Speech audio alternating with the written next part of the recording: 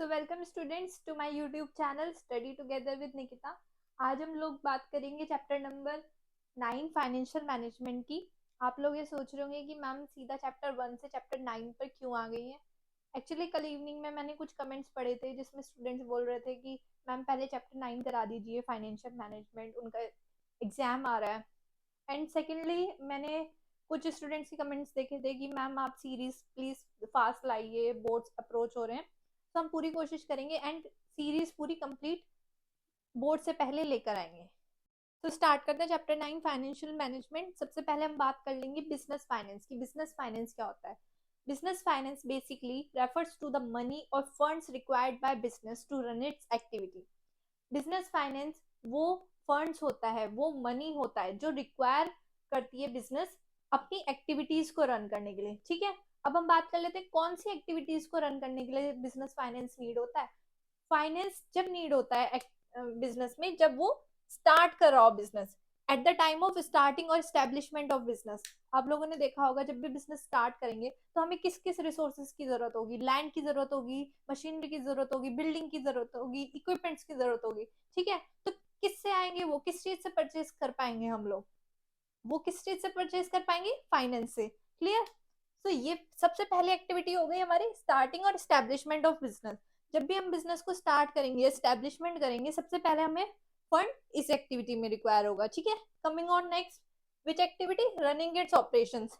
आप लोगों ने बिजनेस स्टार्ट कर लिया, स्टेब्लिशमेंट कर लिया, बट अब ऐसा तो नहीं है कि मतलब सिर्फ लैंड खरीदने के लिए फंड्स चाहिए या फिर मशीनरी खरीदने के लिए बिल्डिंग। ऐसा नहीं होगा, उसको आगे हमें रन भी करना होगा बिजनेस को। ठीक है, वेजेस पे करने होंगे वर्कर्स को, सैलरी पे करनी होगी एम्प्लॉयज को। ठीक है, इन्वेंट्रीज का स्टॉक मेंटेन करना पड़ेगा। ठीक है, तो उस केस के लिए क्या चाहिएगा हमें? तब भी हमें बिजनेस फाइनेंस चाहिएगा। नेक्स्ट हम बात कर लेते हैं। अब हमने स्टार्ट कर लिया बिजनेस, ऑपरेशंस एक्टिविटीज रन कर ली। नेक्स्ट है हम उसी लेवल पे थोड़ी ना टिका रहेगा बिजनेस, हमें उसको एक्सपेंड भी करना होगा, डाइवर्सिफाई, डिफरेंट मार्केट्स में भी डाइवर्सिफाई करना होगा, है ना। अगर मान लीजिए एक एक कंपनी है, इस उसने पर्टिकुलर प्रोडक्ट निकाला है, मान लीजिए बॉटल का प्रोडक्ट निकाला है, तो वो थोड़ी ये थोड़ी ना है कि वो सिर्फ बॉटल प्रोडक्ट को ही बेचता रहेगा। उसके और भी तो वेरिएंट्स निकाल सकता है, डिफरेंट निकाल सकता है। ठीक है, सो सिमिलरली ऐसे ही बिजनेस फाइनेंस नीडेड होगा एक्सपेंड करने के लिए, न्यू वेरिएंट्स लाने के लिए। ठीक है, और डाइवर्सिफाई, डिफरेंट मार्केट्स को कैटर करने के लिए, न्यू ऑपरेशंस लाने के लिए। Clear? Expand and diversified. Next, for survival and growth of business. ये तो सबसे इम्पोर्टेंट है कि बिजनेस के बिना फंड्स के, बिना बिजनेस फाइनेंस के कोई भी जो बिजनेस है वो सरवाइव हो ही नहीं सकता। बिजनेस फाइनेंस हमारे सर्वाइवल और ग्रोथ के लिए इसलिए इम्पोर्टेंट है। बिना बिजनेस फाइनेंस के तो हम कोई एक्टिविटी ना तो रन कर पाएंगे, ना इन्वेंट्री बना पाएंगे, कुछ भी नहीं कर पाएंगे। तो बिजनेस फाइनेंस सबसे पहले तो सर्वाइवल के लिए मेन फैक्टर है सर्वाइवल का। ठीक है, सर्वाइवल हो गया, सब चीज हो गई, स्टैब्लिशमेंट हो गया, एक्टिविटीज रन हो गई, एक्सपेंड हो गया बिजनेस। ठीक है, उसके बाद क्या होगी? बिजनेस की ग्रोथ होगी। ठीक है, ग्रोथ के लिए भी बिजनेस फाइनेंस नीडेड है। ठीक है, नेक्स्ट इज, इसका ऑल्टरनेटिव नाम क्या बोला गया है बिजनेस फाइनेंस का? Life blood. ठीक है, life blood of business. Funds को, बिजनेस फाइनेंस को हमारा अल्टरनेटिव नेम क्या बोला गया है? Life blood of business. Now business finance के बाद हम बात कर लेंगे फाइनेंशियल मैनेजमेंट के बारे में। फाइनेंशियल मैनेजमेंट क्या होता है? फाइनेंशियल मैनेजमेंट हमारा वो मैनेजमेंट होता है जो बेसिकली इन्वॉल्व होता है उन एक्टिविटीज में जिसमें मैनेजमेंट अरेंज करती है फंड्स को और उसके बाद उसका ऑप्टिमल यूसेज करती है। ठीक है, कैसे अरेंज करती है फंड्स को और कौन से फंड्स को अरेंज करती है और कैसे ऑप्टिमल यूसेज करती है, वो सब हम अब पढ़ेंगे। ठीक है, कौन से फंड्स को प्रोक्योर करेगी मैनेजमेंट? फाइनेंस मैनेजमेंट कैसे फंड्स को प्रोक्योर करेगी? सबसे पहले कैसे करेगी? एनालाइज और कंपेयर करके डिफरेंट सोर्सेज को। ठीक है, काफी सारे सोर्सेज ऑफ फंड्स होते हैं, हमने पढ़ा है, बिजनेस फाइनेंस चैप्टर में भी देखा होगा आपने। ओनर्स फंड्स होते हैं, बोरोड फंड्स होते हैं, long term, short term, there are different sources of funds. तो उन सोर्सेज को क्या करेगी फाइनेंशियल मैनेजमेंट? कंपेयर करेगी और एनालाइज करेगी, कंपेयर करेगी, उसके बाद देखेगी कि कौन से रिसोर्सेज की जो कॉस्ट है वो सबसे कम बैठ रही है। ठीक है, सोर्स कि कोर्स कम बैठ रही है, कॉस्ट कम बैठ रही है, उसके बाद देखेगी कि कौन सा जो सोर्स है वो लेस रिस्कियर है। आप लोगों ने देखा होगा कि बिजनेस लोन के एग्जाम्पल में क्या होता था कि मतलब हम बिजनेस लोन उठा लेते थे बिजनेस स्टार्ट करने के टाइम पे, उसके बाद उनको पेमेंट करना इतना मुश्किल हो जाता था कि जो बिजनेस बैंक्स हैं उनके जो एसेट्स हैं उनको मॉर्गेज कर लेते थे। क्लियर? तो फाइनेंशियल मैनेजमेंट बेसिकली इस चीज में इन्वॉल्व होगी जिसमें वो एनालाइज करेगी उन सोर्सेज को जो कम रिस्क हो, जिन सोर्सेज में कम रिस्क हो। ठीक है, नाउ मूविंग ऑन, एनालाइज कर लिया, कंपेयर कर लिया, अब क्या करेगा वो? फाइनेंशियल मैनेजमेंट इन्वॉल्व होगी इन्वेस्टिंग प्रॉपर्ली में, उन फैक्टर्स में, उन चीजों में इन्वेस्ट करेगी, फंड्स को या फिर मनी को, बिजनेस फाइनेंस को, जिससे क्या होगा, जो रिटर्न्स है, जो रिटर्न्स मिल रहे हैं हमारे इन्वेस्टमेंट में, वो आर मोर देन, वो ज्यादा हो किससे? कॉस्ट, कॉस्ट जितनी हमारी फंड्स में लगी है। ठीक है, and next is crucial part of business.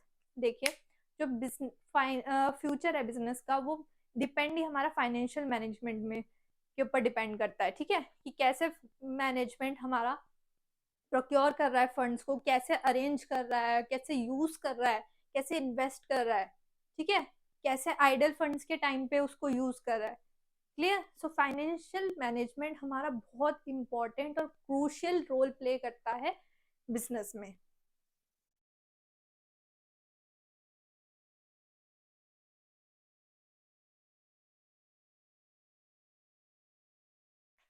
Now moving on to the next topic, importance of finance management, financial management। ये बहुत छोटा सा टॉपिक है, हार्डली 5 मिनट्स में कंप्लीट हो जाएगा। फर्स्ट हमें बात कर लेते हैं, जो फाइनेंशियल मैनेजमेंट की जो भी डिसीजंस होती हैं वो कहीं ना कहीं डायरेक्टली और इनडायरेक्टली हमारी फाइनेंशियल स्टेटमेंट पे इफेक्ट करती है। ठीक है, जैसे कि हमारी बैलेंस शीट को इफेक्ट करती है, P&L अकाउंट को इफेक्ट करती है। ठीक है, फर्स्ट जो इम्पोर्टेंस है हम देख लेते हैं, it determines the size and composition of fixed assets. जो फाइनेंशियल मैनेजमेंट होता है वो इन्वॉल्व होता है उन एक्टिविटीज में कि हमें किस अमाउंट में, कितने अमाउंट तक फिक्स्ड एसेट्स को एक्वायर करना चाहिए और उनकी कंपोजिशंस कैसे बनानी चाहिए। ठीक है, मान लीजिए साइज से यहाँ पे रिप्रेजेंट होता है कि कितने अमाउंट में हमें फिक्स्ड एसेट्स को एक्वायर करना है, कितने अमाउंट का हमें फिक्स्ड एसेट्स में इन्वेस्ट करना है। और कंपोजिशन की अगर हम बात कर ले, कंपोजिशन ऑफ फिक्स्ड एसेट्स में, कि जैसे एक बिजनेस है, एक बिजनेस ने यहाँ पे 50% तो लैंड में इन्वेस्ट कर दिया, 25% मशीनरी में इन्वेस्ट कर दिया और 25% हमारा बिल्डिंग में इन्वेस्ट कर दिया। ठीक है, so first role is it determines the size and composition of fixed assets. Clear? Now moving on next role, that is quantum of current assets and its breakup। जब भी हम बात कर लेंगे, जैसे ही हमारा फिक्स्ड एसेट्स बढ़ा है बिजनेस का, जब हमारे फिक्स्ड एसेट्स बढ़ेंगे उसके साथ ही क्या होगा, इंक्रीज होंगे हमारी वर्किंग कैपिटल रिक्वायरमेंट। अब ऐसा तो नहीं है कि हमने प्लांट खरीद लिया, मशीनरी खरीद ली, फिक्स्ड एसेट्स खरीद लिए, तो हमें वहां पे लोग भी तो चाहिए होंगे उस पर काम करने के लिए, वर्कर्स भी तो चाहिए होंगे मशीनरी पे काम करने के लिए। ठीक है, मैन्युफैक्चरिंग यूनिट है, वहां पे वर्कर्स भी चाहिए, तो उसके लिए क्या होगा, उनको वेजेस भी पे करना पड़ेगा, साथ साथ क्या हुआ, वर्किंग कैपिटल की भी नीड्स बढ़ी, है ना? तो इसमें क्या होगा कि ये क्या करेगा, ये डिटरमाइंस करेगा कि कितने क्वांटिटी में हमें करंट एसेट्स चाहिए, जैसे कि कैश में कितना चाहिए, इन्वेंट्री में कितना होना चाहिए, डेटर्स में कितना होना चाहिए, कौन डिटरमाइन करेगा? सारे डिसीजंस कौन लेगा? Financial management. Clear? Now moving on next importance, that is break of long term financing into debt equity. अब आप लोग ये देखिए कि जब भी हम लॉन्ग टर्म फाइनेंस के लिए, लॉन्ग टर्म पीरियड के लिए कोई भी फंड्स लेते हैं, तो ये तो नहीं है कि सिर्फ बैंक से लोन ले लिया, ठीक है, या फिर डेबेंचर्स इशू कर दिया, सारी चीजों को देखते हुए चलते हैं, लोन के भी इंटरेस्ट चार्ज देखते हुए चलते हैं, डिबेंचर्स को भी देखते हुए चलते हैं, और ओनर फंड्स को भी इन्वॉल्व करते हैं कि इक्विटी से कितना हमें सोर्स लेना है। ठीक है, कितना फंड्स उठाना है। क्लियर? तो फाइनेंशियल जो मैनेजमेंट होता है वो इस डिसीजन में इन्वॉल्व होता है कि हमें कितना परसेंट डेट से उठाना है, बाहर लोन से उठाना है, और कितना परसेंट हमें थ्रू इक्विटी शेयर्स अरेंज करना है। क्लियर? नेक्स्ट आ जाते हैं हम all items in P&L account. हम जो भी हमारे प्रॉफिट एंड लॉस अकाउंट में आइटम्स है जैसे कि इंटरेस्ट, एक्सपेंस, डेप्रिसिएशन, सैलरी, तो ये फाइनेंशियल मैनेजमेंट क्या है, इन डिसीजंस को लेता है कि उनको कैसे रिफ्लेक्ट करना है, उन सब आइटम्स को कैसे रिफ्लेक्ट करना है P&L अकाउंट में। ठीक है, okay. Now moving on, last, amount of long term and short term to be used. कितने अमाउंट में हमें लॉन्ग टर्म फंड्स यूज चाहिए और कितने अमाउंट में हमें शॉर्ट टर्म फंड्स यूज करने हैं।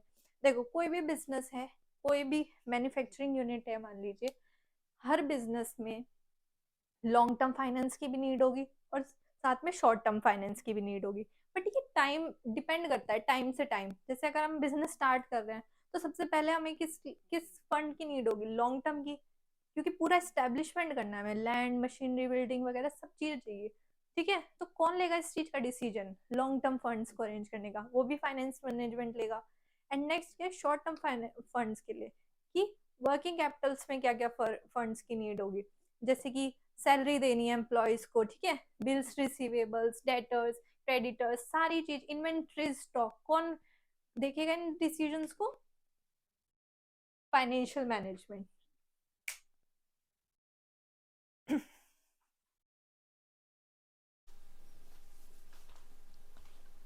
तो अब हम बात कर लेंगे ऑब्जेक्टिव्स ऑफ फाइनेंशियल मैनेजमेंट। ठीक है, ऑब्जेक्टिव्स ऑफ फाइनेंशियल मैनेजमेंट में बात कर लेंगे कि सबसे जो इम्पोर्टेंट प्राइमरी ऑब्जेक्टिव है हमारा फाइनेंशियल मैनेजमेंट का, वो है हमारा मैक्सिमाइज करना शेयर होल्डर्स की wealth, to maximize the shareholders wealth. कैसे होगी शेयर होल्डर्स की वेल्थ मैक्सिमाइज? सबसे पहले बात करते हैं शेयर होल्डर्स होता कौन है।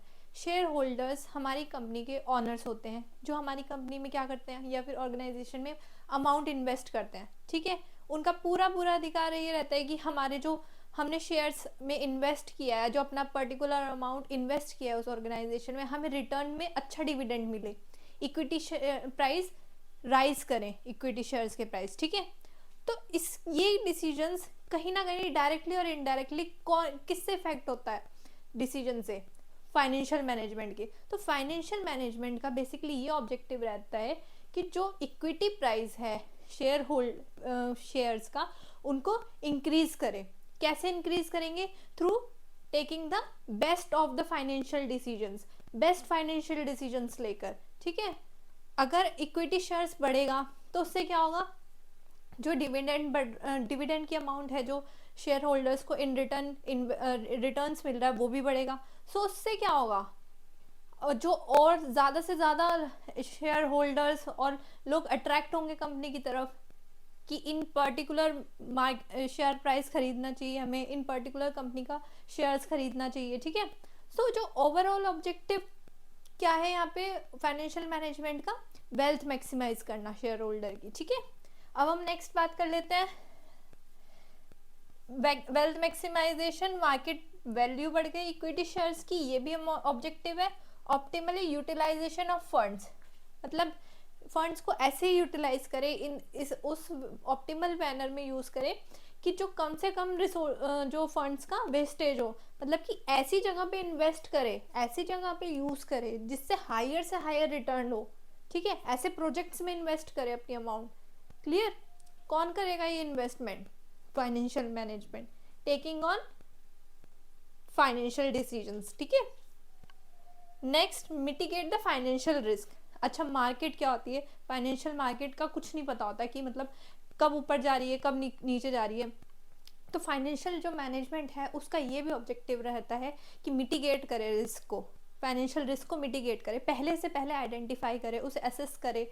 ठीक है, वो सारे स्टेप्स ले जिससे कि जो रिस्क है वो मिनिमाइज हो सके। क्लियर? नेक्स्ट है अदर टू कंप्लायंस, मतलब कि टैक्स रेगुलरली पे करना। ठीक है, टैक्स पेमेंट करनी ताकि अवॉइड ऑफ पेनल्टीज से हम बच सके, पेनल्टीज से बच सके। उससे क्या होगा, पेनल्टी अगर हम टैक्स पेमेंट रेगुलरली कर रहे हैं, अपने मतलब टाइम टू टाइम कर रहे हैं, उससे क्या होगा, एक अच्छी रेपुटेशन बनेगी ऑर्गेनाइजेशन की। क्लियर?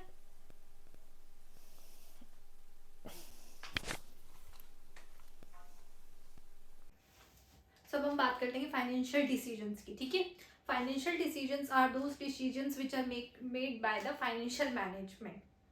ओके, 3 बेसिस पे डिसीजंस लेती है हमारी फाइनेंशियल मैनेजमेंट। पहला है हमारा इन्वेस्टमेंट रिलेटेड डिसीजंस लेती है, सेकंड है हमारा फाइनेंसिंग रिलेटेड डिसीजन लेती है, और थर्ड है हमारा dividend related decision. Investment decisions में क्या होता है, इन्वेस्टमेंट डिसीजन में हमारी जो फाइनेंशियल मैनेजमेंट है वो डिसीजंस लेगी कि हमें जो फंड्स है हमारी ऑर्गेनाइजेशन के या फिर बिजनेस के, उनको कैसे इन्वेस्ट करें, शॉर्ट टर्म में इन्वेस्ट करें, लॉन्ग टर्म में इन्वेस्टमेंट करें, कैसे रिटर्न करें कि जो रिटर्न्स है उस इन्वेस्टमेंट से वो मोर देन द कॉस्ट बैठे। क्लियर? अभी हम सिर्फ इंट्रो देख रहे हैं 3 डिसीजंस का, आगे इलेबोरेट फॉर्म में पढ़ेंगे। ठीक है, कि कैसे where to invest the money so in order to generate the higher level of returns investment decision में। नेक्स्ट हम बात कर लेते हैं फाइनेंसिंग डिसीजन। फाइनेंसिंग डिसीजन में मैनेजमेंट ये देखती है कि कौन से सोर्सेज से हमें फंड्स उठाने हैं। ठीक है, कौन सा ऐसा सोर्स है जिससे जो कॉस्ट है फंड्स की वो लेस रहेगी, कम रहेगी कॉस्ट। ठीक है, कॉस्ट तो कम रहेगी, साथ में रिस्क भी कम होनी चाहिए उस फैक्टर की। ठीक है, ये देखती है कि कैसे किस 2 फैक्टर से उठा सकती है, रेज कर सकती है मनी, या तो डेट से उठा सकती है या फिर इक्विटी से। ठीक है, डेट तो हमारा एक्सटर्नल सोर्स हो गया फंड्स का। ठीक है, बोरोड फंड्स में आ गया, हम बाहर वाली पार्टी से बोरो करेंगे। इक्विटी हमारा इंटरनल सोर्स, ओनर्स का फंड है। ठीक है, अब ये क्या होता है, फाइनेंशियल मैनेजमेंट हमारी फाइनेंसिंग डिसीजन में वो डिसीजन बनाएगी कि इन दोनों को, हमने डेट से भी पैसा उठा लिया है, इक्विटी से भी पैसा उठा लिया है, इन दोनों को मिला के ऐसी वैल्यू बनाएगी कि जिससे उसका ऑप्टिमल फाइनेंशियल डिसीजन हो। ठीक है, ऑप्टिमल फाइनेंसिंग बैठे। क्लियर? ये नहीं होना चाहिए कि 90% तो हमने डेट से उठा लिया, 10% इक्विटी से, है ना, हर टाइम बर्डन रहेगा डेट का, इंटरेस्ट बढ़ेगा कंपनी के ऊपर, है ना। तो ये भी नहीं होना चाहिए 10%, ये भी नहीं होना चाहिए कि 10% डेट्स ले लिया और 90% इक्विटी से, सारे तो शेयर होल्डर्स फिर ओनर्स बन जाएंगे हमारी कंपनी का, ऐसा भी नहीं होना चाहिए। ठीक है, ऑप्टिमली होना चाहिए डिसीजन, ऑप्टिमली कंबाइन होना चाहिए दोनों का, डेट्स का भी और इक्विटी का भी रेशियो। क्लियर? नाउ हम बात कर लेते हैं after financing decision, dividend decision.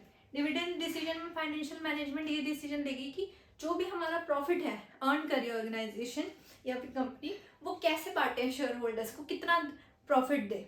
ठीक है, कितना डिविडेंड दे, कितना प्रॉफिट देना है उनको, और कितना हमें इन्वेस्ट करके रखना है। ठीक है, क्लियर?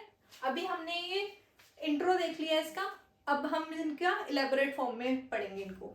अब हम बात कर लेते हैं इलेबोरेट फॉर्म में इन्वेस्टमेंट डिसीजन में। ठीक है, हमने इंट्रो में तो देख लिया कि investment decisions first of the main important financial decision होता है जो फाइनेंशियल मैनेजमेंट लेती है। उसमें ये डिसाइड करती है कि हमें पैसे को कैसे इन्वेस्ट करना है, कहाँ इन्वेस्ट करना है। ठीक है, तो हमने देख लिया फाइनेंशियल मैनेजमेंट पहले ये देखेगी कि पैसे को हमें इन्वेस्ट कहाँ करना है, वेयर टू इन्वेस्ट। वो फाइनेंशियल मैनेजमेंट कहाँ इन्वेस्ट करेगी, ऐसी जगह पे इन्वेस्ट करेगी मनी को जहाँ से सबसे ज़्यादा रिटर्न्स आए। ठीक है, मैक्सिमाइज ऑफ द रिटर्न्स आए। ठीक है, या फिर ये बोल सकते हैं कि मनी ग्रोथ हो जिस फैक्टर में। क्लियर? अब हम बात कर लेते हैं कि इन्वेस्टमेंट में भी हमारी 2 तरह की इन्वेस्टमेंट आ जाएगी, 2 तरह की इन्वेस्टमेंट डिसीजंस मेक करेगी फाइनेंशियल मैनेजमेंट। या तो लॉन्ग टर्म में कर सकती है या फिर शॉर्ट टर्म में कर सकती है। आप लोगों के एग्जाम पॉइंट ऑफ व्यू से अगर हम देखें तो सबसे इम्पोर्टेंट हमारा लॉन्ग टर्म कैपिटल बजटिंग है। लॉन्ग टर्म का दूसरा नाम क्या है, कैपिटल बजटिंग। शॉर्ट टर्म का दूसरा नाम क्या है, वर्किंग कैपिटल। ठीक है, long term capital budgeting basically इसमें क्या होगा, फाइनेंशियल जो मैनेजमेंट है वो इन्वेस्टमेंट करेगी हमारे फिक्स्ड एसेट्स में लॉन्ग टाइम पीरियड के लिए। ठीक है, इसमें सबसे ज़्यादा large amount of funds invest होंगे। ठीक है, ये बेसिकली इस गोल से इन्वेस्टमेंट की जाएगी कि long earning, large amount of earning मिले इन्वेस्टमेंट में। क्लियर? किस टाइप से इन्वेस्टमेंट कर सकती है इसमें, जैसे कि न्यू मशीनरी खरीद के। ठीक है, न्यू मशीनरी खरीदेंगे, इन रिटर्न हमें अच्छा ही तो रिटर्न मिलेगा। ठीक है, न्यू मशीनरी खरीद के, न्यू ब्रांचेस ओपन करके, अपने ही बिजनेस की न्यू ब्रांचेस ओपन कर ली हमने। Clear? Expansion of the business में। ठीक है, वेराइटी ऑफ प्रोडक्ट्स वगैरह सारी चीज़ें ला रहे हैं हम। ठीक है, न्यू इनोवेटिव टेक्नोलॉजी वाली मशीनरी खरीद ली, इक्विपमेंट खरीद लिया। क्लियर? सो कौन से एसेट्स में इन्वेस्टमेंट होगी? इसमें फिक्स्ड एसेट्स में। Clear? It involves large funds.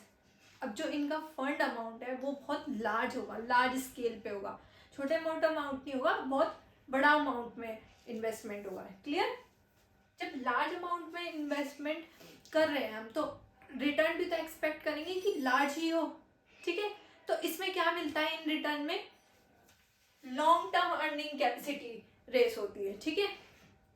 और सबसे इम्पॉर्टेंट बात है, एक भी गलत फाइनेंशियल डिसीजन से ये सारा जो खेल है वो खराब हो जाता है। मतलब कि अगर एक भी फाइनेंशियल डिसीजन गलत ले लिया तो उससे सारे जो भी अर्निंग्स है या फिर हमारे इन्वेस्टमेंट के रिटर्न्स है वो सारे नेगेटिव में चले जाते हैं।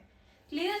ये तो बात हो गई हमें लॉन्ग टर्म या डिसीजंस की या फिर लॉन्ग टर्म इन्वेस्टमेंट में। इसका सेकंड नाम क्या बोला है हमने? Capital budgeting. अब हम बात कर लेते हैं शॉर्ट टर्म या फिर वर्किंग कैपिटल। ये बहुत ईजी कि मतलब शॉर्ट टर्म डिसीजंस के लिए इन्वेस्टमेंट करना, जैसे कि मैनेजिंग करंट एसेट्स को मैनेज करना है, करंट लाइबिलिटीज को मैनेज करना है, उसके लिए।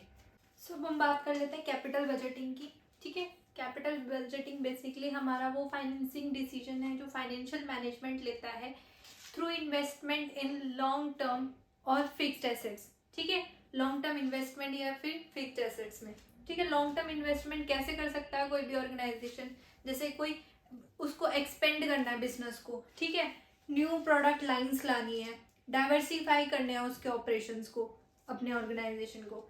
या फिर फिक्स्ड एसेट्स में भी कर सकता है इन्वेस्टमेंट, जैसे कि न्यू मशीनरी ले ली, न्यू टूल ले लिया, न्यू कुछ भी इक्विपमेंट ले लिया। Clear?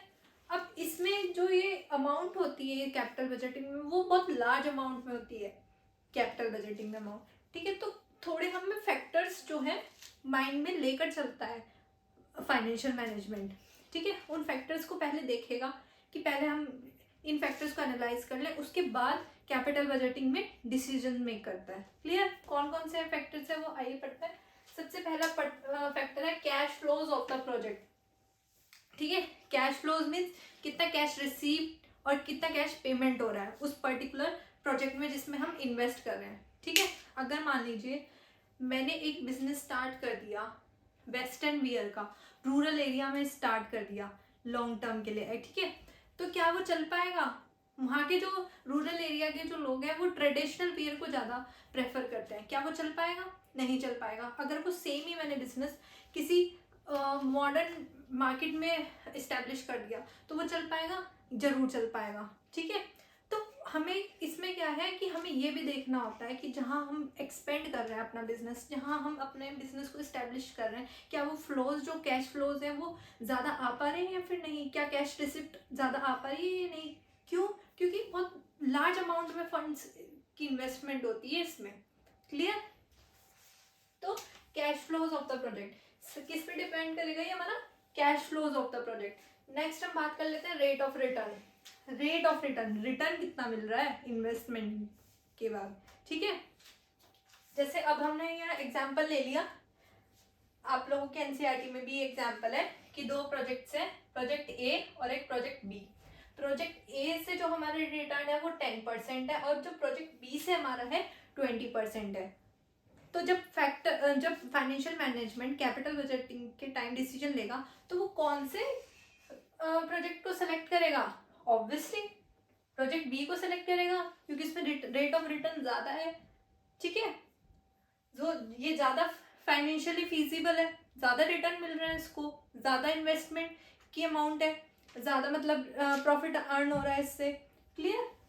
So it also depends on the factors like rate of return, कितना रिटर्न मिल रहा है। क्लियर? नेक्स्ट हम बात कर लेते हैं इन सभी को कंबाइन करके जो फैक्टर एक और आता है, investment criteria required. Investment criteria required मतलब इसमें 4 फैक्टर्स की बात कर लेते हैं कि अमाउंट कितनी लगी है इन्वेस्टमेंट में। ऑब्वियस सी बात है कि अमाउंट तो बड़ा ही लगा होगा जब हम कैपिटल बजटिंग कर रहे हैं। क्यों? क्योंकि वो लॉन्ग टर्म के लिए तो है ही। ठीक है? उसमें फिक्स एसेट्स में हम इन्वेस्टमेंट करें या फिर एक्सपेंशन में, उसमें obviously large amount of funds लगा हुआ। तो अमाउंट ऑफ इन्वेस्टमेंट पे भी डिपेंड होता है, इंटरेस्ट रेट पे भी डिपेंड होता है। नेक्स्ट कैश फ्लोज कैसे के हैं, ज़्यादा है या फिर कम है, ठीक है, पता चले सारा आउटफ्लो ही होता जा रहा है, इनफ्लो तो कुछ है ही नहीं, ऐसे प्रोजेक्ट्स में क्यों कोई इन्वेस्टमेंट करेगा financial management. Clear. Rate of return कैसा है, हायर है, लोअर है। क्लियर। सो आज के लिए इतना ही, आज की वीडियो के लिए इतना ही। अगर आप लोगों को वीडियो अच्छी लगी तो please share, like and subscribe my channel. Thank you so much.